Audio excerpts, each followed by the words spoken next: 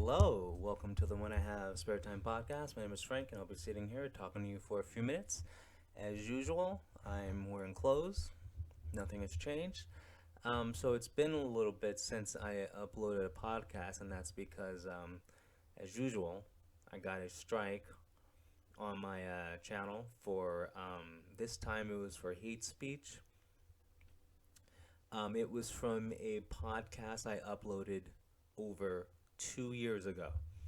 So 2 years ago, I uploaded a podcast.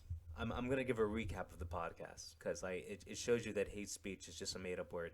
Hate speech, the definition of hate speech changes on who is deeming it hate speech. Like hate speech isn't real because it depends on the person. Anyway, I'm gonna recap the story. I had a friend who worked at the Playboy Mansion. He was a butler. Thursday nights or whatever, Wednesday nights at the Playboy Mansion, they called it Manly Night, and they had a buffet of fried chicken, stuffing, and mashed potatoes. Okay.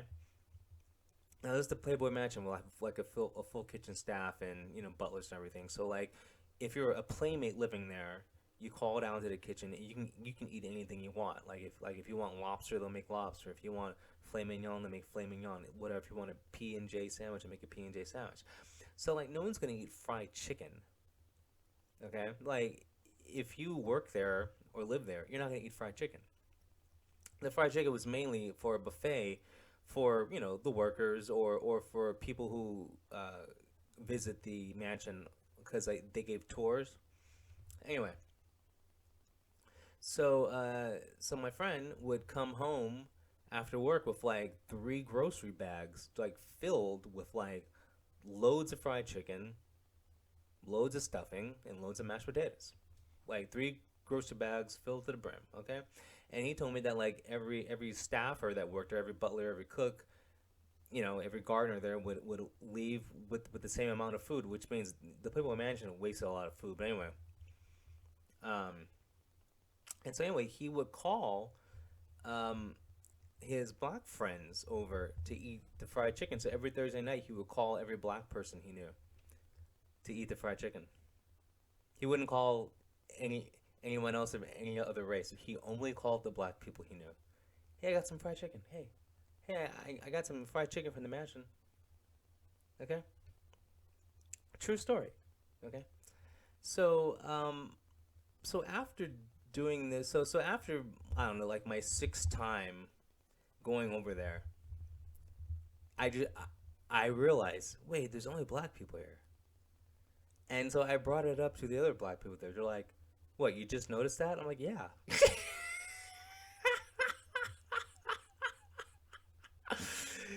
And apparently they had been mad about it the whole time, but they loved fried chicken. Me, I never eat fried chicken. I don't eat fried food. So like with the Playboy Mansion chicken though, I would take off the fried batter part. Like wipe it off a few times just to get the grease off.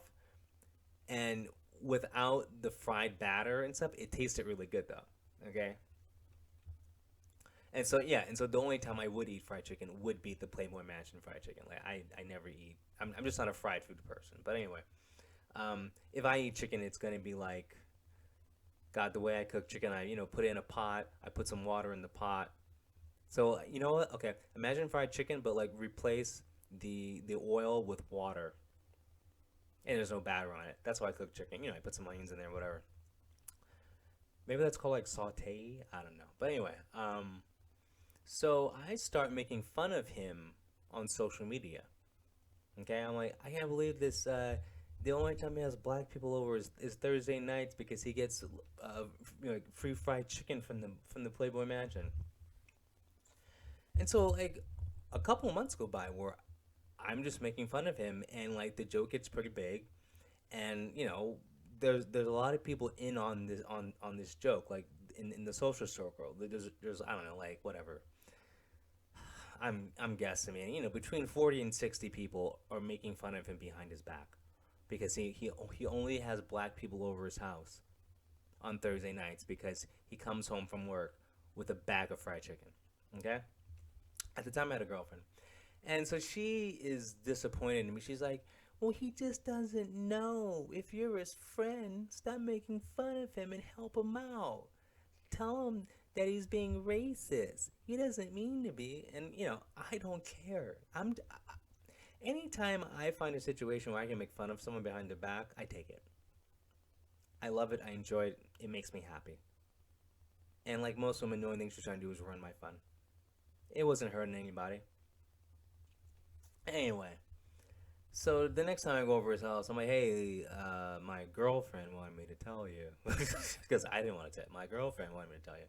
And I'm like, yeah, a lot of people think you're racist because the only time you have, well, not the only time, but it's like every time you bring home fried chicken from the mansion, you only call black people over. He's like, well, what's wrong with that? I thought black people like fried chicken. So I'm just, you know, I'm like, listen, I can't really explain this to you because this is something you probably should learn as a child. Listen, next time, just try calling some other people. Like white people like fried chicken too. So do Asians. So do Mexicans. Okay. Native Americans like fried chicken too. Everyone likes fried chicken. If you're into fried food. He's like, really? I'm like, wow, bro. KFC would not exist if only black people went there. Remember, black people make up whatever 13% of the population. A multi-billion-dollar business like KFC is not gonna last if only black people eat it. Like, more white people eat fried chicken than black people. You know why? Because there's a lot more white people. He's like, yeah, you're right. I get it. Anyway, okay, so that's the gist of the story. Anyway, so the next time he invites people over, it's like every race.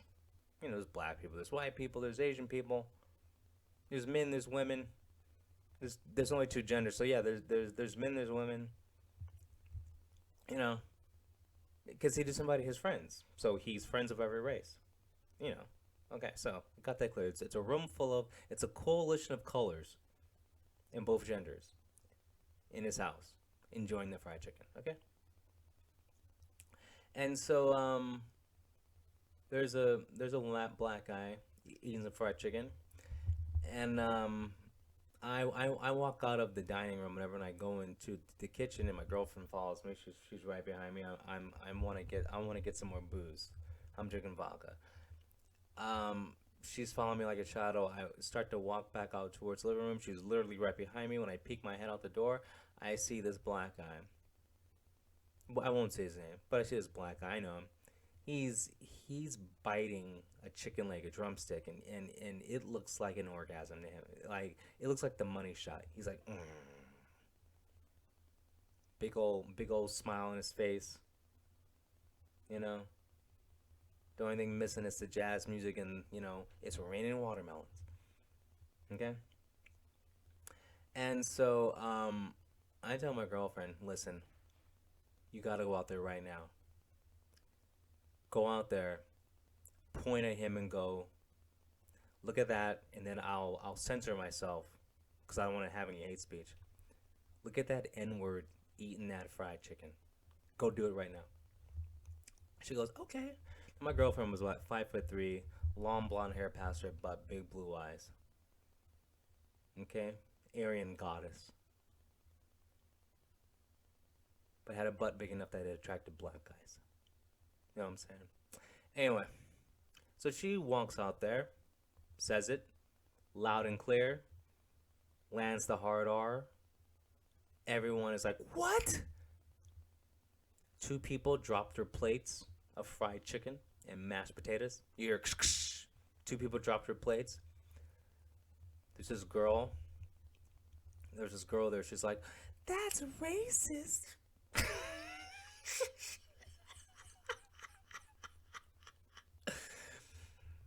There's another guy there. He's like, how how could you say that? And then there was another girl who said, did Frank tell you to do this?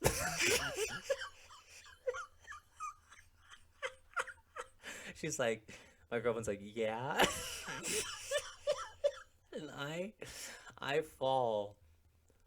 I like just fall from, hiding behind the kitchen door into the dining room, but just laughing, busting up, just laughing my ass off. Okay.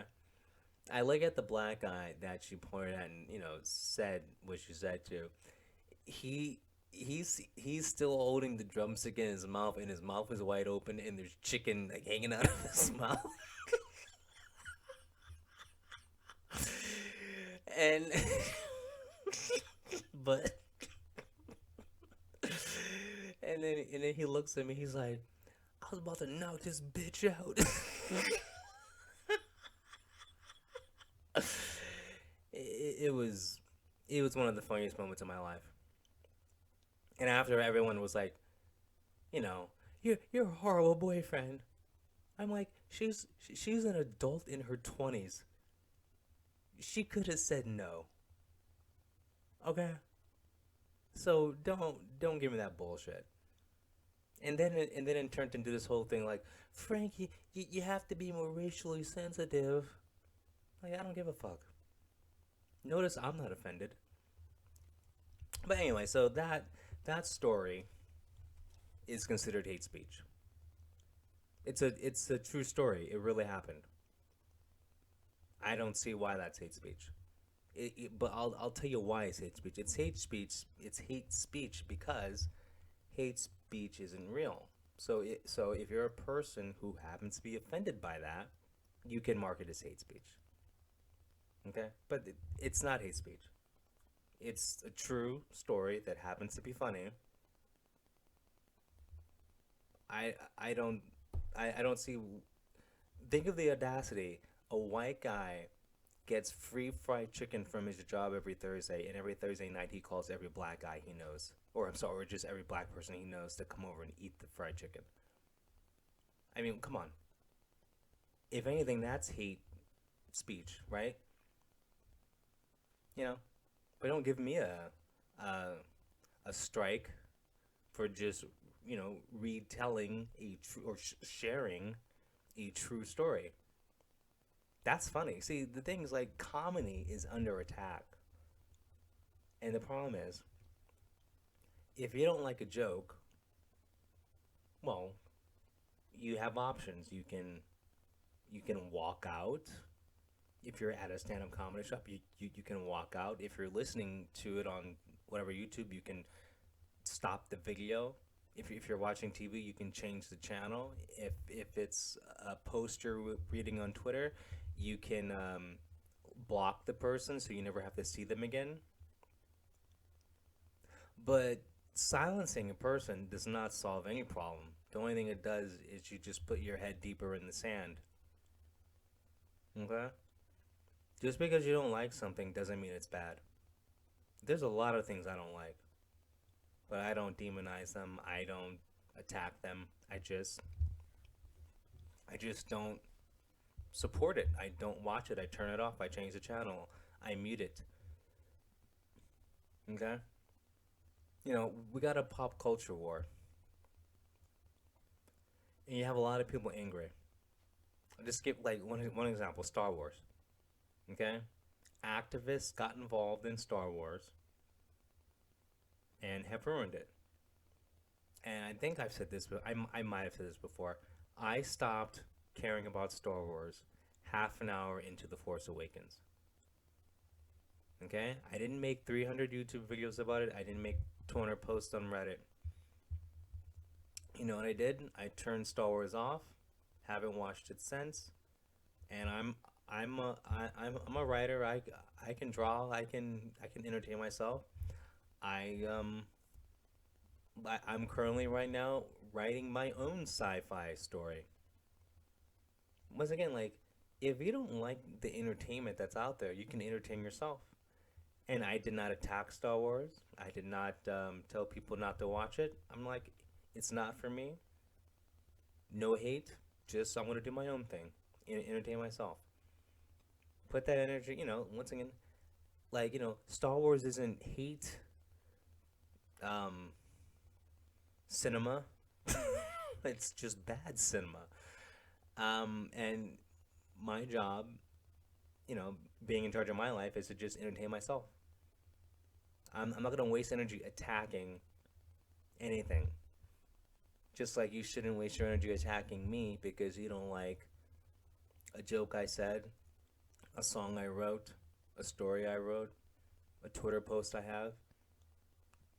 Your job as the adult here, change the channel. Don't watch my stuff. Don't listen to myself. Don't listen to myself. Don't listen to my stuff. There's so many options out there where you don't have to listen, watch, whatever, participate in entertainment that offends you. Just just mute it. Remember, not everything is for everyone. No such thing as one size fits all, people. Okay? So my comedy might not be for you, and that's okay. I don't hate you, but no need to attack me because you don't like me. That makes no sense. Like trust me, there's a lot of things I don't like, and you wouldn't even know about it. You know why? Because I I move on. Like why waste time?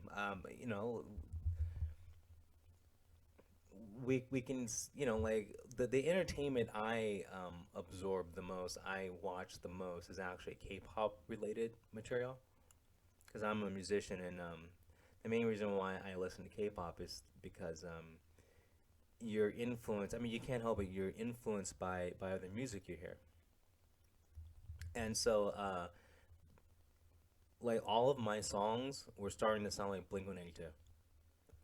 Now I really like Blink 182, but I don't want to sound like Blink 182. I want to sound like me. And so since I was being influenced so heavily, I was like, yeah, I better take a break from listening because they have a lot of good songs. But anyway, so I was like, I'm gonna start listening to K-pop a lot more anyway. And yeah, and because of that, um, like subconsciously, I'm not being influenced by pop punk, and my music sounds a lot more original and a lot more like me now. But anyway, I'm getting to a point here.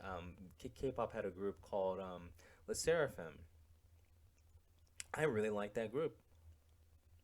Okay, and they had a member named Kim Garum, who on a scale of 1 to 10 on the hotness level, I mean, she was an 8.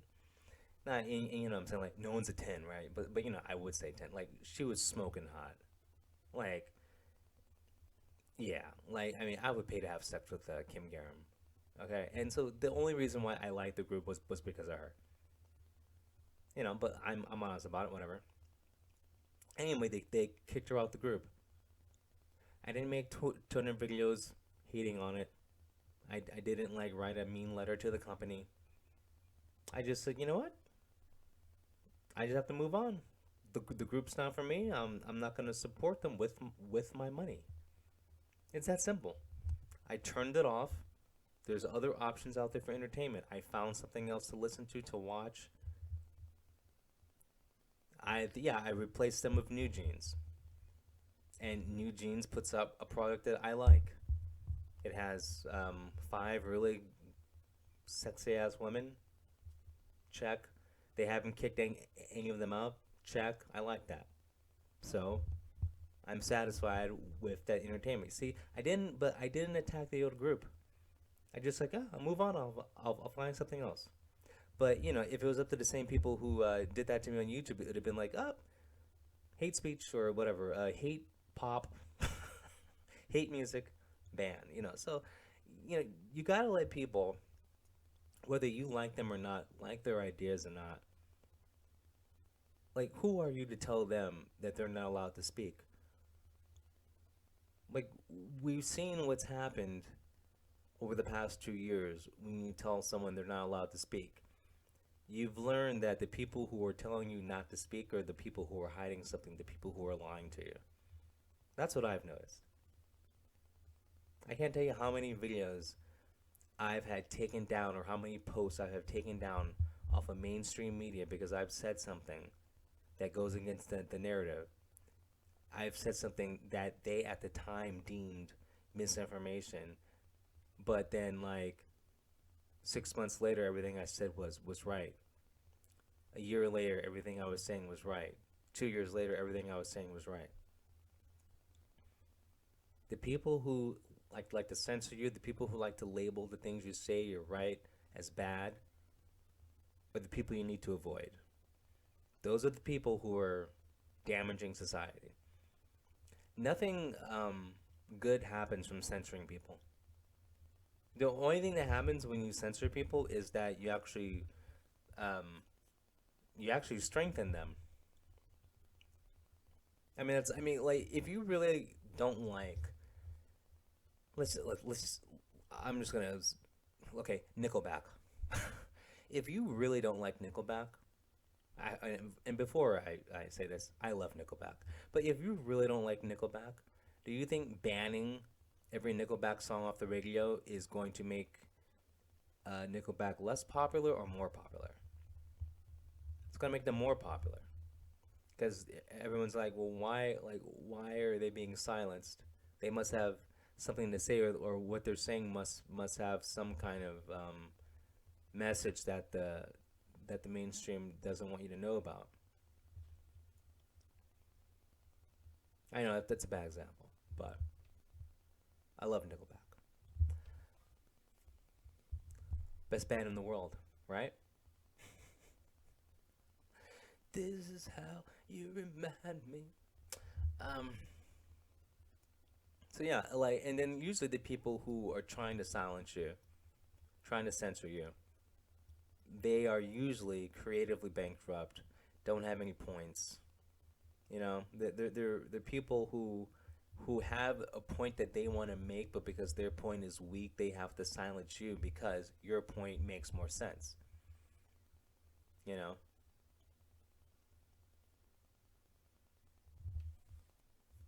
think about it. Over the past 2 years, the people who have been silenced made some valid points,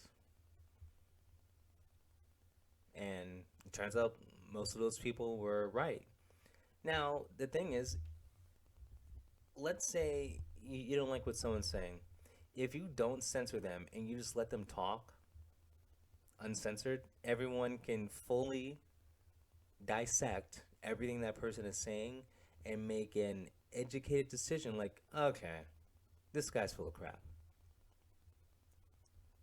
And then you actually get to censor them technically by not censoring them because censorship is basically taking a person's ideas out of the public square. Okay, but if you let everyone in the public square hear the ideas and let them think for themselves, they're like, oh, okay, this guy's an idiot. I'm not going to listen to him anymore. So after a while, this guy's going to be talking to an empty room. And that's how you make people go away. Because once you yank someone off the public square stage with like a hug and go, no, you can't hear, you're not allowed to listen to him. The only thing that does is make people a lot more interested, and people think, okay, well, if he's being silenced, it must mean he's right or he's on to something.